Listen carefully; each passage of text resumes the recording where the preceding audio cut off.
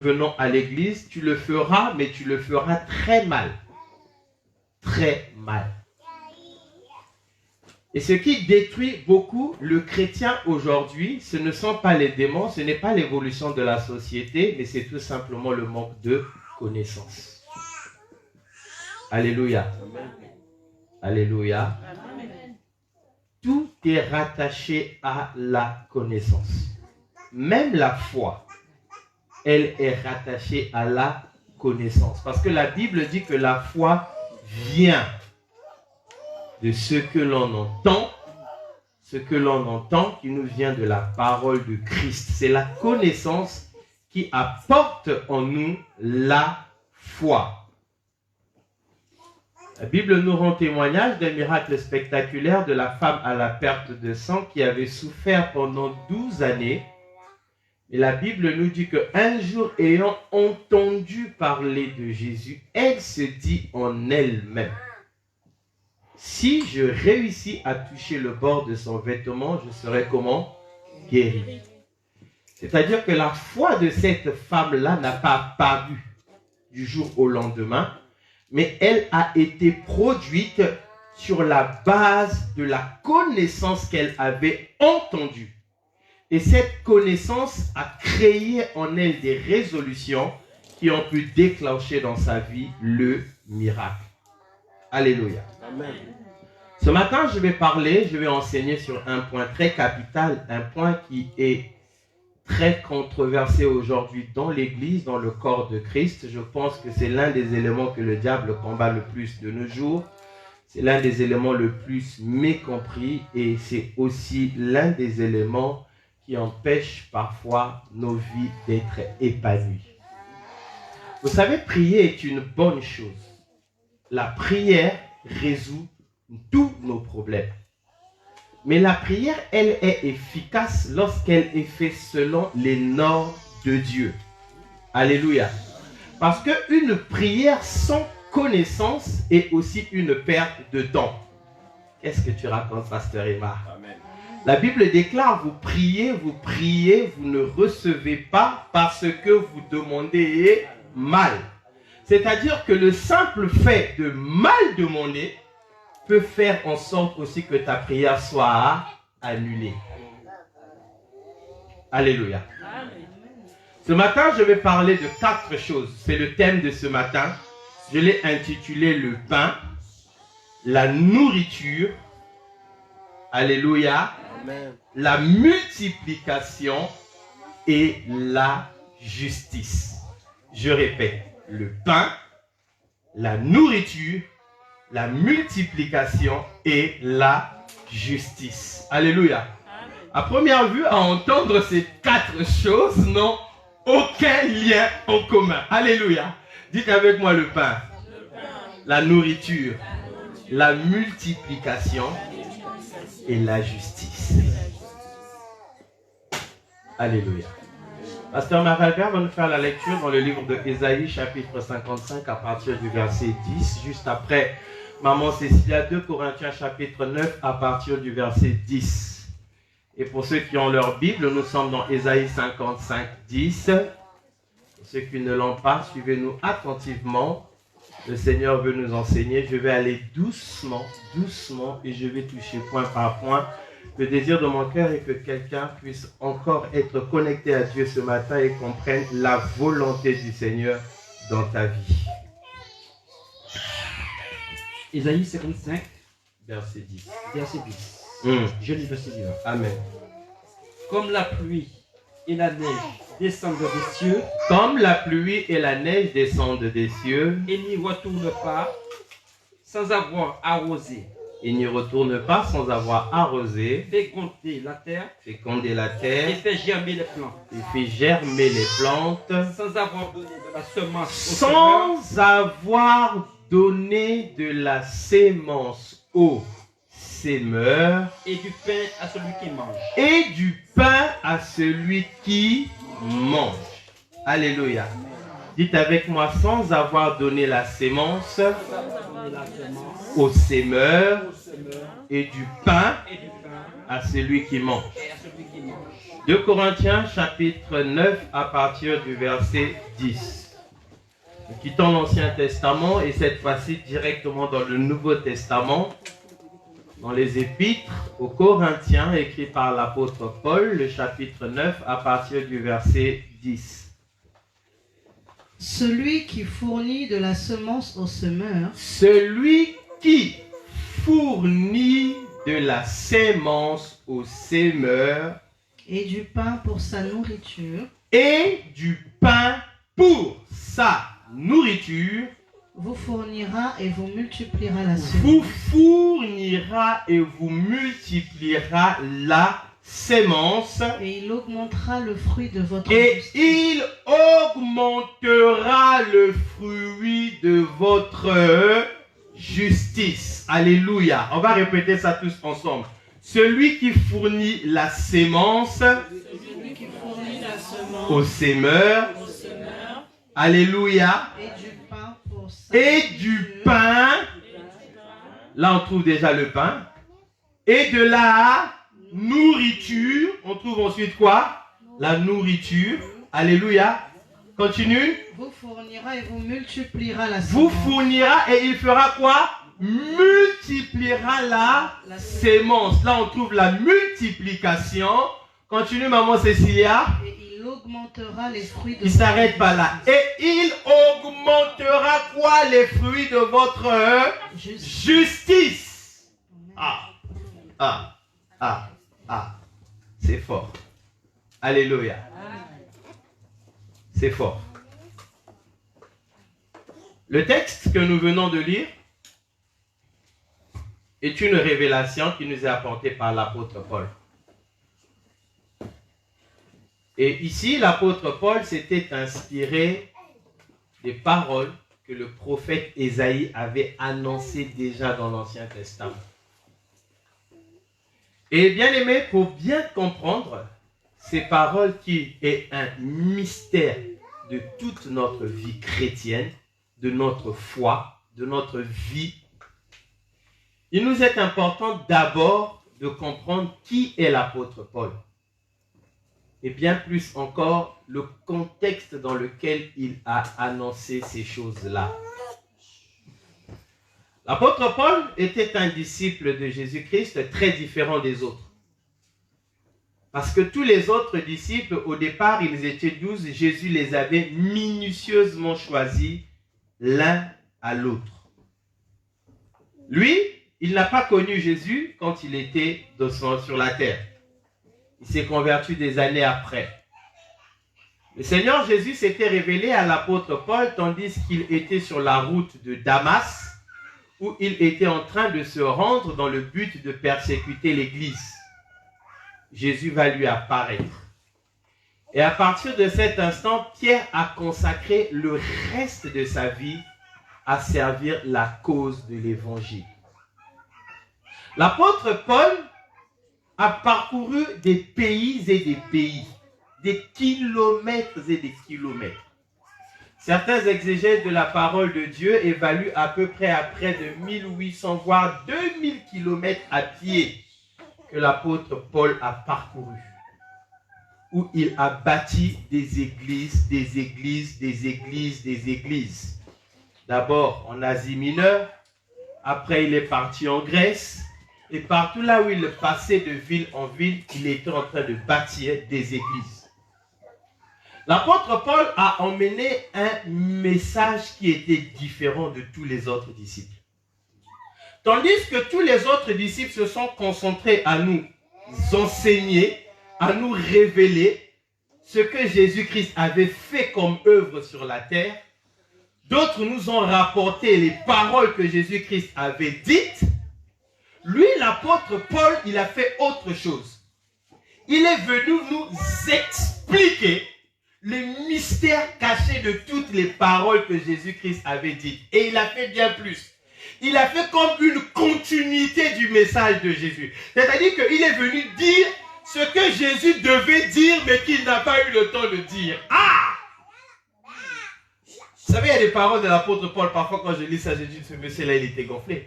Paul est arrivé à dire, Ce qui manque aux souffrances de Christ, moi, Paul, je les achève avec ma chair. Yeah. Non, vous n'avez pas compris. Il était le seul de tous les disciples qui, avant de mourir, il dit, moi, Paul, j'ai combattu le bon combat de la foi. J'ai gardé la foi. Et à présent, le prix de la vocation céleste m'est réservé. Donc, avant même de partir, avant de quitter la terre, il savait déjà qu'il y avait la couronne qui était prête pour lui. Amen. Il avait remporté le prix de la victoire. Et une telle parole, aucun autre disciple n'a eu à dire cela. Paul nous a révélé le mystère du dernier repas de Jésus-Christ, le jour de Pâques. Il n'était pas là. Et je suis sûr, j'ai essayé de me dire à ce jour-là, quand Paul était en train d'enseigner à l'église, au dernier repas, Jésus-Christ prit le pain, il a coupé, il a rendu grâce, il a commencé à déclarer. Je me suis posé la question, quelle était la réaction de Pierre? Pierre a dû se dire, mais toi tu n'étais pas là. De quoi tu parles? Demande-moi, je vais t'expliquer, parce que quand Jésus était assis, Pierre, moi j'étais à côté. Et parmi les 12, Paul, toi tu n'étais pas là. Mais c'est Paul, pas Pierre, qui a révélé les mystères de la Sainte Seine. Pierre est reparti même dans l'Ancien Testament pour nous apporter que quand les enfants d'Israël étaient dans le désert, ils ont manqué de l'eau est sortie d'un rocher. Paul nous enseigne que ce rocher-là a été qui? Christ. Jésus n'a jamais dit ça. Jamais. Et tout le message de l'apôtre Paul était centré sur le Christ. Alléluia. Paul nous a enseigné la sanctification dans une dimension qu'aucun autre ne nous l'a enseigné. Il a dit, je vous exhorte à combattre le bon combat de la foi. Alléluia. À posséder la vie éternelle pour laquelle vous avez été appelés. Pour laquelle vous avez fait une belle prestation devant tout le monde. La vie éternelle. Alléluia. Amen. Paul nous a enseigné sur le mariage. Comment est-ce que la femme devrait se comporter à la maison? Comment est-ce que le mari devait se comporter dans la maison? Comment est-ce que les parents devaient éduquer leurs enfants? Ce qui est bizarre. Maman Rolé lui-même, il n'a jamais été marié. Il n'a jamais conduit une seule famille. Il n'a jamais eu d'enfant. Mais c'est lui qui nous a enseigné sur la vie du mariage. Alléluia. Et pourtant, la Bible dit que l'homme ne peut donner que ce qu'il a. Alléluia. Qu'est-ce que Paul donnait sur le mariage qu'il avait? Il avait en lui le Saint-Esprit. Et le Saint-Esprit constitue le moteur de tout enseignement. C'est ainsi que dans la volonté de Dieu, il peut arriver même que le serviteur de Dieu, qui est peut-être plus jeune que toi, qui a moins d'expérience que toi de la vie, soit celui qui t'enseigne sur l'expérience de la vie. C'est la volonté de Dieu. Est-ce que je parle à quelqu'un? Je vais entendre un amen, Pierre. Amen. Paul, lorsqu'il nous a enseigné sur la sainteté, il nous a enseigné sur la prière, il nous a enseigné sur la vie éternelle, parce que c'est le même Paul qui est en train de dire que si notre espérance est pour ces choses présentes, nous sommes les personnes les plus malheureuses. Nous croyons à la vie éternelle. Nous croyons que nous allons quitter ce monde un jour. Il nous a exhorté de regarder la terre comme si on était simplement des pèlerins voyageurs. De regarder sur la terre comme si toutes les choses de ce monde étaient éphémères. Et lui-même, il a vécu comme ça. Une autre partie de son ministère s'est consacrée à adresser des enseignements. C'était un bon enseignement. Oh là là. Il a enseigné. Il a enseigné. Au travers des lettres qu'il envoyait dans différentes églises. Ces lettres qui aujourd'hui sont considérées comme les épîtres. Et ces épîtres qui constituent le fondement principal de la vie chrétienne. Le passage que nous venons de lire, ici, l'apôtre Paul ne nous parle pas de la vie éternelle. L'apôtre Paul nous parle du pain. L'apôtre Paul nous parle de la nourriture. L'apôtre Paul nous parle de la multiplication et l'apôtre Paul nous parle des fruits de la justice. Alléluia. C'est-à-dire que au-delà de toute la dimension spirituelle, l'apôtre Paul était conscient d'une chose, que dans notre vie, nous serons également confrontés à certains problèmes qui n'ont rien à voir avec le spirituel, à savoir le pain, à savoir la nourriture. Alléluia. À savoir la multiplication, à savoir les fruits de la justice. Ici, le passage que nous venons de lire, bien-aimés,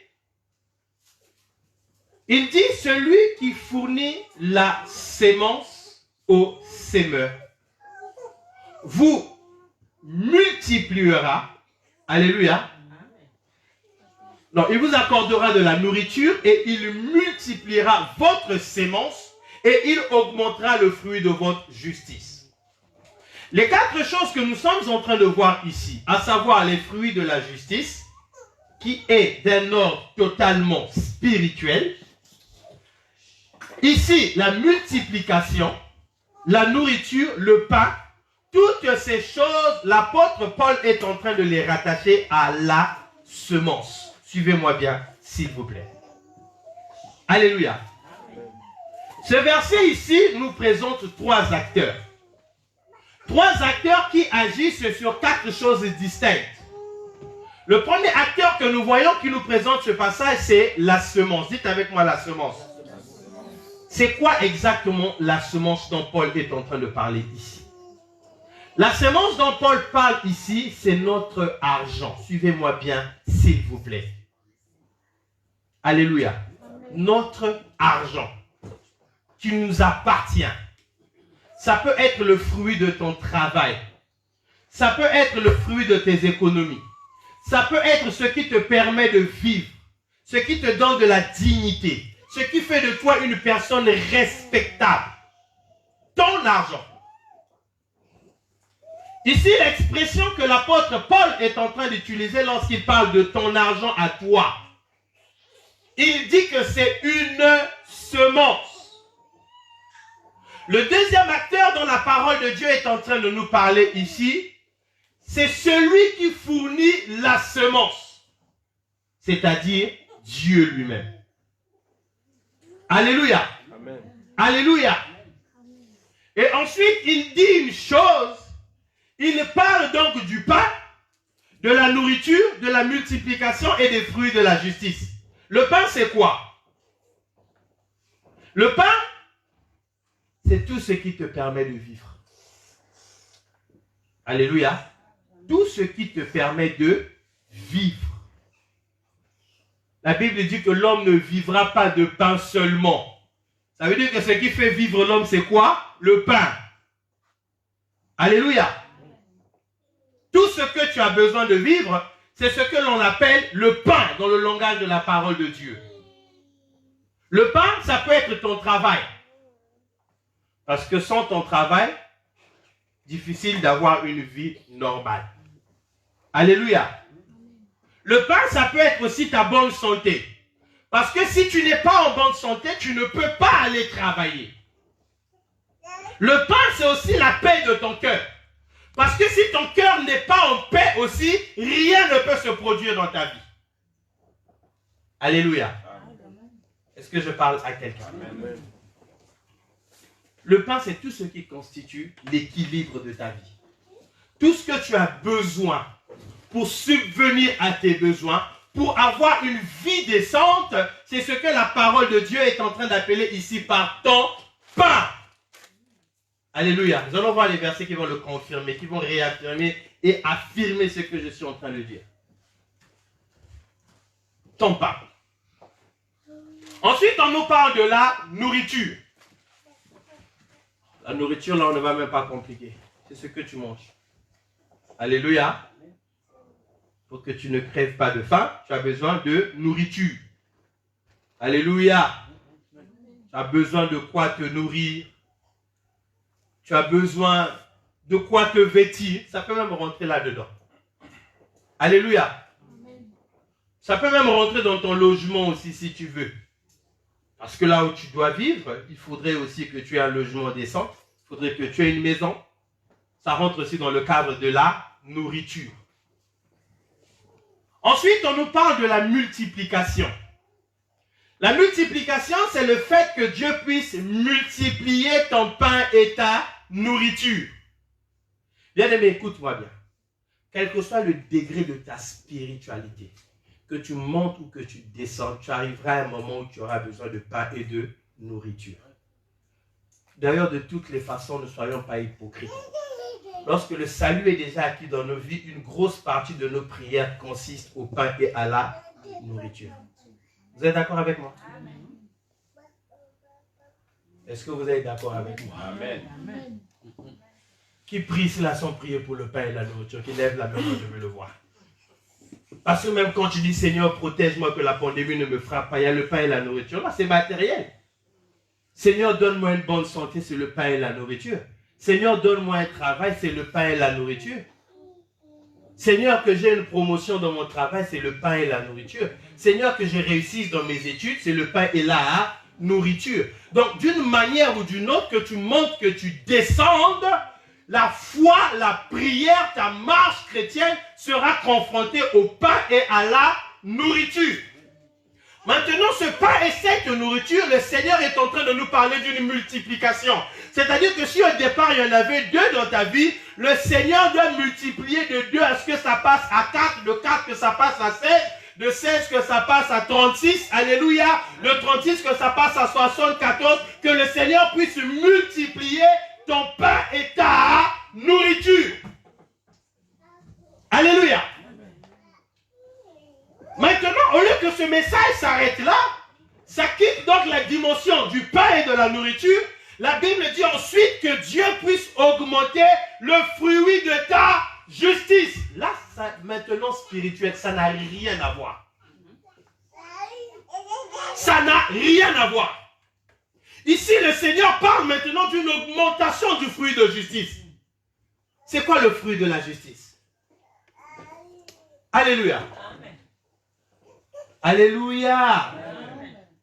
L'intégrité. Être un homme intègre. Un homme droit. Un homme qui craint le Seigneur. Parce que lorsque la Bible nous rend témoignage d'un homme, par exemple, qu'on appelait Corneille, qui était un centenier romain, on nous dit que Corneille était un homme intègre. Lorsqu'on nous parle de Job, on nous parle de l'intégrité de Job. L'intégrité est un fruit de justice.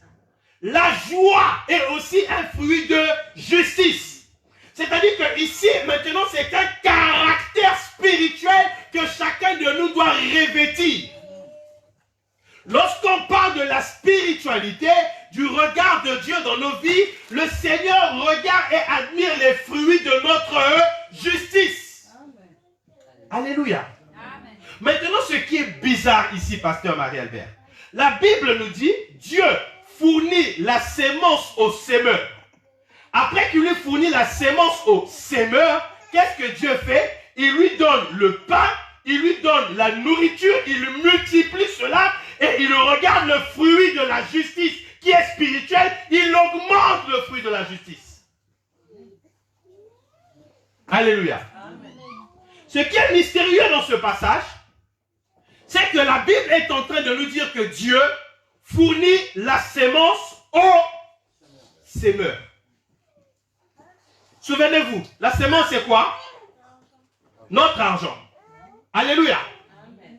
Donc, la Bible ne nous dit pas ici que Dieu donne la sémence à ceux qui jeûnent. La Bible ne nous dit pas que Dieu donne la sémence à ceux qui prient beaucoup. Alléluia. Amen. Mais la sémence, Dieu a réservé ça à une catégorie de personnes qu'on appelle les sémeurs. Ah. C'est-à-dire que quelqu'un qui a la révélation, ce n'est pas quelqu'un qui prie Dieu, Seigneur, donne-moi la sémence. Parce que si tu demandes à Dieu de te donner la sémence, il ne te la donnera pas. Amen. Si tu dis, Seigneur, donne-moi la sanctification, il va te donner la sanctification. Si tu dis, Seigneur, pardonne-moi mes péchés, il va te pardonner. Si tu lui dis, Seigneur, donne-moi la foi, il va te donner la foi. Mais si tu demandes la sémence, le Seigneur va d'abord vérifier si tu es un semeur. Parce que la sémence, bien aimée, elle est exclusivement réservée aux semeurs. Un homme qui a la révélation, ce n'est pas un homme qui dit Seigneur, donne-moi la sémence, mais c'est celui qui dit Seigneur, donne-moi un cœur de semeur. Parce que dès que tu es semeur, automatiquement la sémence t'est octroyée. Ah, frère, j'allais entendre un amen puissant. Amen. Alléluia. Si tu ne comprends pas ce mystère, il y a des choses où tu vas perdre du temps dans la vie chrétienne. Alléluia. Amen. Il y a un mercredi avant le confinement, j'ai failli être distrait pendant que j'étais en train de conduire la modération ici parce que maman Nicole était assise là. Alléluia. Et elle a porté la basket ce jour-là. Je me rappelle, c'était la basket de l'ancien King. Amen. J'ai regardé, j'ai dit non. Alléluia. Amen. Et à la fin, je lui ai posé la question, maman Nicole. Ça, c'est la basket de l'ancien King. Je connais cette basket-là. Et elle me dit oui. Moi, je porte les baskets de mon mari. Alléluia. Ça aussi, c'est l'amour. Dites avec moi l'amour. Alléluia. Et ça ne marche pas dans tous les sens. Hein, parce que si maman Mélissa essaie la basket du pasteur Marie-Albert, vu la différence de taille qu'ils ont, des pieds, ça ne va pas passer. Alléluia. Elle va nager. Dites, elle la met bien. Alléluia. Donc, dans la définition du couple de maman Nicole et de l'ancien King, maman Nicole a le droit de prendre tout ce qui est à l'ancien King et l'ancien King a le droit de prendre tout ce qui est à maman Nicole. Alléluia. Parce que c'est l'amour, les deux. Non, sauf les jupes. Alléluia. Et s'il en a envie, il peut. Les Écossais portent les jupes. Voilà. Alléluia. Dites un amen bien. Dites amen que je continue. Tu me suis, ma soeur, tu es avec moi? Alléluia. Alors, donc, ici, c'est dans le couple de l'ancien King où on comprend que l'homme et la femme, tout ce qui appartient à l'un appartient à l'autre. Alléluia. Mais si nous regardons par exemple le même cas dans le contexte de notre frère James Olivier qui est en ligne, qui est en train de nous suivre, le frère Olivier par exemple, lui il est gendarme. Alléluia.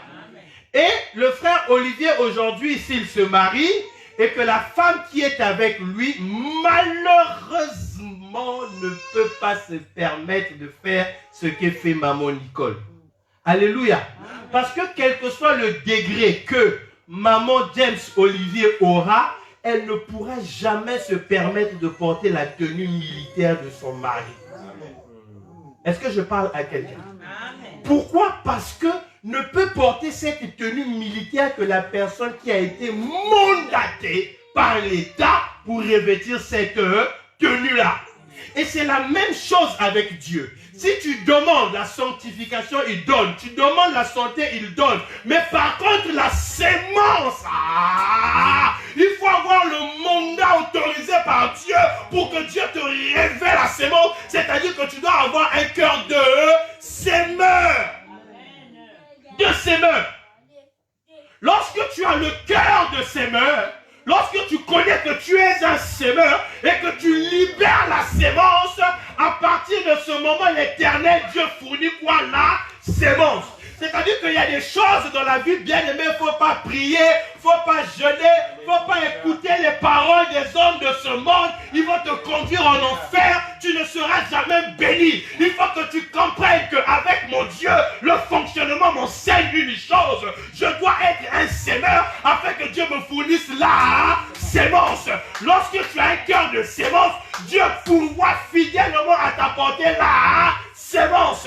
Un sémeur ne manque jamais de sémence parce que Dieu pourra fidèlement à la sémence de ta vie. Amen. Bien aimé, dans l'ancien camp, l'alliance avec Dieu était une alliance générale. Dieu faisait alliance avec un peuple. Quand Dieu vient, il dit je fais alliance avec Israël. C'est-à-dire que dès que tu es né en Israël, frère, que tu pries ou que tu ne pries pas, l'alliance est en toi. Dès que tu étais né d'un enfant d'Israël, même si tu vas à l'église, même si tu ne vas pas à l'église, tu es comment? Béni. Parce que l'alliance, elle était générale. Mais au temps où nous sommes, l'alliance n'est plus générale, l'alliance devient individuelle. C'est-à-dire que Dieu descend dans la famille Matonga. Alléluia.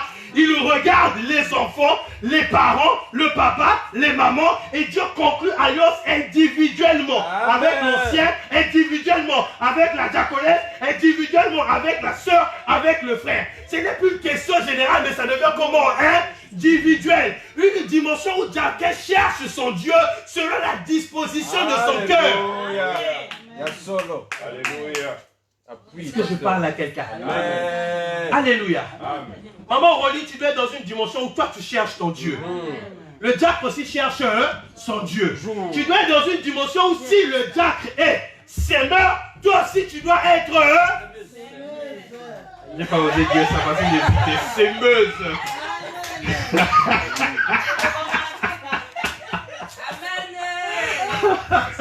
Sémeuse. Alléluia. Il donne la sémence aux sémeuses. Alléluia. Il faut que tu aies un cœur de sémence. Bien-aimé, quelqu'un qui a son Dieu en soi, c'est quelqu'un qui est insensible pour l'œuvre de Dieu.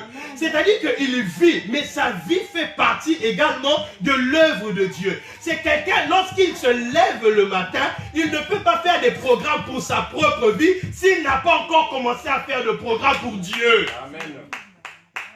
Alléluia. Est-ce que je parle à quelqu'un? Ça, c'est la volonté de Dieu. Ça, c'est la décision de Dieu. Bien aimé, il y a une chose qu'on ne va jamais m'ôter dans ma foi. C'est le cœur de sémeur. Alléluia. Alléluia. Bien aimé, je suis un sémeur. Je vis de sémences. De sémences et de sémences. Alléluia. De sémences et de sémences. Pendant des années, j'ai maintenu des familles en vie. Alléluia.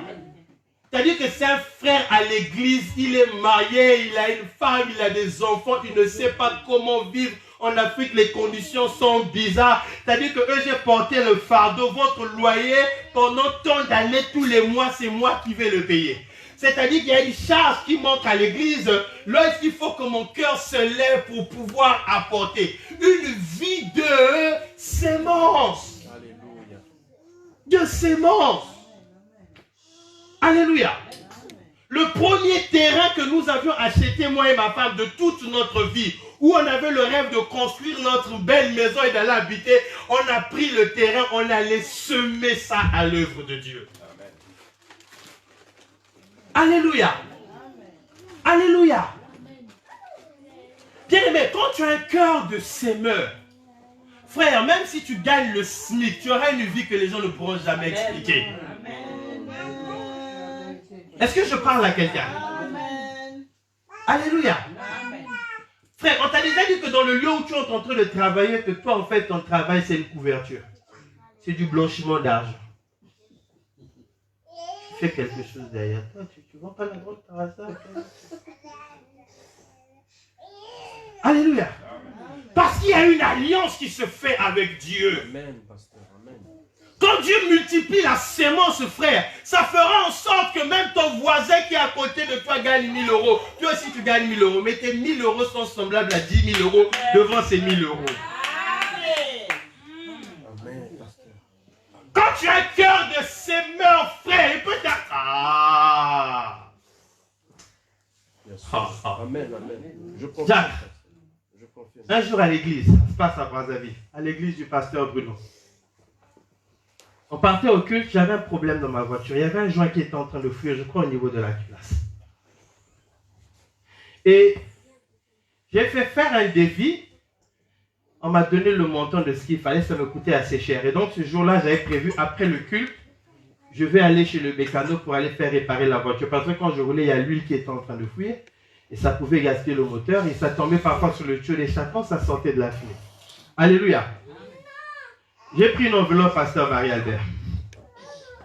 J'ai pris l'argent pour le devis du mécanicien. J'ai fermé. J'ai mis dans ma poche ma veste. Alléluia. J'ai pris un billet de 5000 francs CFA. J'ai mis dans l'enveloppe, j'ai mis sur la gauche pour l'offrande. Je suis allé à l'église. Pendant la louange était tellement forte. Vous savez, des louanges, quand tu es en train de danser, tu rentres sur l'effet de la chanson. Alléluia. Tu es emporté. Et au moment où je partais dans l'offrande, au lieu de prendre l'argent de la sémence, je me suis trompé. J'ai pris l'argent de la réparation de la voiture.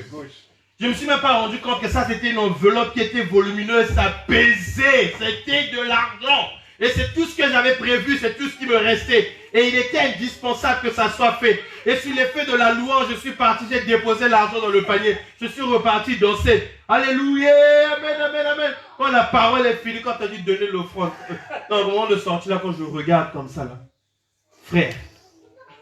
Mais la joie a failli se transformer en tristesse. 5 000. C'est-à-dire l'humeur a changé sur le champ. Tu vois, quelqu'un qui est en train de rire, à un moment donné, le visage a changé. Alléluia. Il a failli sentir même la fièvre. Mais comment je vais faire? Il n'y a pas moyen d'aller expliquer chez le pasteur. Regarde l'enveloppe. Okay. Change pas la vie. Alléluia. Amen. J'ai rendu grâce à Dieu. Quand je suis sorti de là, je suis rentré dans la voiture. Quand j'ai démarré, la fuite s'est arrêtée. On n'a jamais réparé. Alléluia. Si je mange, je vais en enfer. Dieu est en train de m'entendre de ce que je suis en train de dire. On n'a jamais ouvert ce moteur. Jamais. Le Seigneur a réparé ça instantanément. Il y a des miracles qui s'opèrent, bien aimé, dans la dimension du Seigneur. C'est-à-dire, parfois, tu as fait des calculs, mais un acte de foi se pose. Dieu bouleverse tout le calendrier. Il bouleverse pasteur Marie-Albert. Alléluia. Parce que lorsque le Seigneur apporte la sémence, le cœur de Dieu se réjouit. Dieu dit, parce que tu as donné la sémence, moi je te donnerai ton pain. Non pas seulement je te donne le pain, mais je te donne de la nourriture. Non pas seulement que je donne la nourriture, mais je multiplie. Et je ne m'arrête pas là. Je rentre dans ta vie spirituelle. Ta justice, je le... Ah, papa, regarde. Mais comment ils ne prennent pas mon modèle fruit de justice? J'aimerais que quelqu'un m'explique ça. Les musulmans ne peuvent pas accepter ça. Ils ne peuvent pas comprendre ça. Comment ton argent augmente le fruit de ta justice? Non, comment? Qui va m'expliquer ça? Comment c'est possible? Comment est-ce que c'est possible? J'ai seulement apporté mon offrande. L'Éternel a augmenté quoi? Le fruit de ma justice. Il y a des choses que tu ne vas pas chercher, bien-aimé. Les choses vont te chercher. Oh, je croyais que ça l'entendre un amen bien, quoi? Moi, j'ai connu un Seigneur qui a dit une chose. Tant que je vivrai, le bonheur et la grâce m'accompagneront tous les jours de ma vie. Non, attendez. Ce passage-là, pour bien le comprendre, il faut essayer de l'expliquer correctement. Comment est-ce que David est en train de dire? Alléluia. David a dit, le bonheur et la grâce. Le bonheur, c'est quoi? Le mariage. Le bonheur, c'est quoi? Le succès, l'élévation, la bonne santé. Tout ce que tu connais, que tu as besoin pour que tu sois dans le bonheur. David, il dit, moi, le bonheur, je ne vais pas le suivre. Le bonheur, je ne vais pas aller le chercher. Mais le bonheur va faire quoi? Il va m'accompagner. C'est-à-dire, quand je marche, derrière moi, il y a quoi? Il y a le bonheur. Alléluia. Si je vais à gauche, le bonheur va où? À gauche. Si je vais à droite, le bonheur va où? À droite. Si je m'arrête, le bonheur va où? Il s'arrête. Alléluia. Alléluia. Alléluia. Même en intérim, je suis dans le bonheur. Même dans le CDI, je suis dans le bonheur. Ah, même dans le chômage, je suis dans le bonheur.